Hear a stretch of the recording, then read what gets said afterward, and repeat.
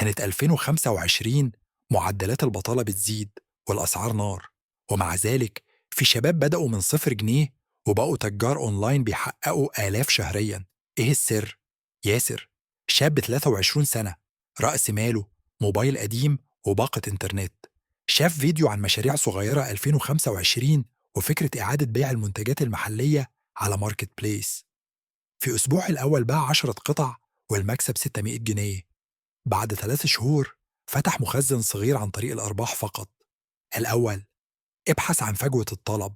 افتح يوتيوب أو جوجل ترندز واكتب مشاريع صغيرة 2025 وشوف أكتر منتج عليه بحث.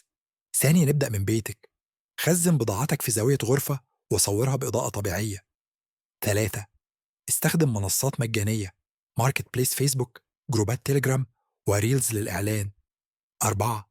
قدم قيمة إضافية، توصيل مجاني داخل مدينتك أو ضمان استرجاع. أعطي لله حقه سيأتيك الرزق. خصص 5% للصدقة واطلب البركة. الفلوس اللي بتدور عليها بتدور عليك. لو اتحركت، المليونير ما اتولدش غني، اتولد مخاطر شريف. لو عايز تفاصيل أكتر عن كل فكرة، اشترك وفعل الجرس. سيب كلمة هبدأ في التعليقات وأنا هرد عليك بخطة شخصية مجانية.